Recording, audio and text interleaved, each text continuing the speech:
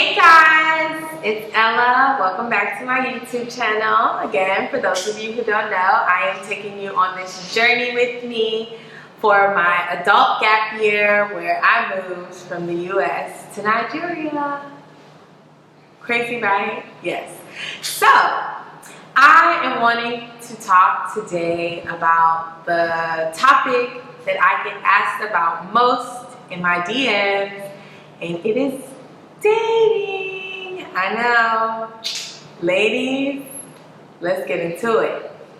Okay, so I will say that in the US, I felt like there were a lot of options, but maybe not a lot of great options. Also, you know, everybody has kind of like their type. I think that my type is very like alpha male, assertive, you know, kind of guy. But there could be a double-edged sword because, you know, for those very alpha-like guys, maybe hard for them to kind of listen and take advice or criticism, constructive criticism. But, you know, it's sometimes hard to talk to. So I will say that for any person who has ever dealt with a Nigerian man, girl, you can't tell them nothing. You can't tell them nothing. So I'll say that to say that my very honest opinion is that the culture seems kind of transactional almost when it comes to engaging with the opposite sex. I think that guys kind of feel like it's their duty to provide, but once they've met that duty of providing, you should kind of be quiet and let them do whatever they want to do. And so for a Black American who is pretty self-sufficient, I want you to provide, yes, but I don't need you to provide. And so with that means that I also don't let you, you know, just kind of do whatever you want to do and turn a blind eye. Not really my thing. So I would say that although I date a lot, so hit me up, yes, but although I date a lot, I will say that I don't think that the quality of men has increased from the US. In fact, I probably have a greater appreciation for Black American guys because I think it's a little bit easier to get Black American guys to see you as an equal or to take you seriously. So yeah, so that's my take. So I will give some examples because, you know, I'm sure there's someone watching who will disagree with my account, but I'll give some examples. So, for instance, I dated someone here, went on a lot of dates, talked a lot, you know, spent a lot of time talking and planning for future and things of that nature. And I will say that, you know what, this is a perfect opportunity for me to engage with you guys. So I'm going to share with you guys this story, but I want you to tell me in the comments who you think was right in this scenario, right? And I'll try to do that in the rest of the videos going forward, just so that I'm not feeling like I'm here talking to myself and that I'm actually engaging with you guys.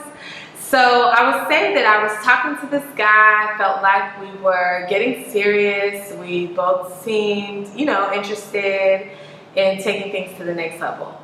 And, you know, we're not going to pretend that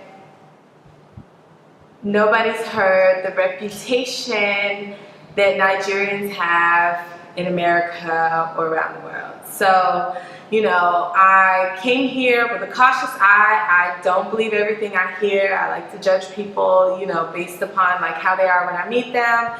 But I'm gonna say that I'm not oblivious to the things that I had heard. So get here, dating this guy. He's very handsome. Like, we have great conversation. The chemistry is lit. And a few months in, let's say maybe 2-3 months in, he's talking to me. He's telling me that the project he's working on, the investor fell through. And that he then presented me with, you know, whatever perspectives he's given to other potential investors. So essentially, he wanted me to replace the investor who fell out. He told me my returns and, you know, when I should be able to expect the returns. But just on personal belief, I don't commingle money. So in my relationships, I don't mix money. Like, you know, if I pay for something, I'm glad to pay for it, but it's not something where we'll, you know, share a joint account or mix in business with pleasure. Like, it's just a rule of thumb for me personally. I'll do it. So I told this guy when he asked me to step in that, like, that wasn't something that I was comfortable for. I didn't go into any detail. I just kind of said, no, not for me. So there didn't seem to be any problem, but then he returned and he was like, okay, so I managed to get, I don't know, 30, 70%, something. Like, he managed to raise a percentage on his own, so he was asking me for a lesser amount, and then I still said no. So after that, he was like moving funny, like he hadn't done anything that was like overtly like starting a fight or taking us left, but like it was just kind of like, you know how you can sense that things are different, like talking in a different way or seeing each other a little less and plans being canceled, just stuff like that. So when that happened, I just pretty much like brought it to full like eruption mode. Like, I needed to get it out because I'm not somebody who likes to hang on to emotions or like hold them in. I like to deal with them when it comes. So pretty much I opted to not give any money. And then when we had the conversation about like what was going on, he said that he felt like in a relationship, especially an adult relationship of two people in their 30s, that you should be able to count on your partner, which I agree with. And he was just saying that he felt like if he came to me as his significant other, that I should, if I could, be willing to help, which I also agree with. But all of these things have an asterisk. So I believe that those things come at a certain comfort level in the relationship, and I was not there. Although I told you I don't mix money, so I probably would not have gotten there until we got married. But the point being, the relationship was still fairly young, and it wasn't a situation where I even felt comfortable. Even if it had turned into purely business, I still would have said no. Like, it didn't seem right for me. But I also felt like somebody getting upset because you're not willing to give them money seems like maybe you were more interested in the money than in the relationship to begin with. Then maybe, you know, we just got to the real nitty gritty. So tell me you guys, I want to know what you think. Who do you think was right? I didn't give him the money. He got mad at me. And it pretty much started us on a very downward spiral. Now we're not dating. So, was he right? Do you think that it was fair for him to ask to rely on me if what he was asking for was within my reach? Or do you think that I was right and that if I said no, he should have respected my no and that it should not have changed anything about the relationship? So I have a friend, I'll just say the word friend because it's just somebody who I met. He expressed, you know, like, obviously there was like an attraction, but we hadn't known each other long enough, hadn't even really like gone on any dates or anything like that to say that it was anything serious. So very, very early stages. So the guy, he was pretty attentive, like in our conversations, like he was really listening to what I had to say. So let's say he took the things that I said and then he went out and about and tried to fix my problems. So I will say that Nigerian guys get a lot of credit for that. I think that they are by nature problem solvers and that they will try to solve your problem if it's possible. So back to the story. So I see this guy, I'm letting him know, I'm like, yeah, I'm looking to hire this type of person, and it's like, you know, I really would like to try to find me somebody quickly. So then next day he hits me up, he's like, hey, I'm out and about, I was telling somebody about what you were looking for and I think I got somebody for you. So on my way back in the house later, I'm gonna swing by and talk to you about this person. So I'm like, cool, sounds good. So let's say the day goes by, gets kind of late. So at this point I'm like, don't come by because I'm getting ready to go out to dinner. So as I am letting this person know not to come by because I'm on my way out to dinner, they're like, hey, I'm at your door. Like, what?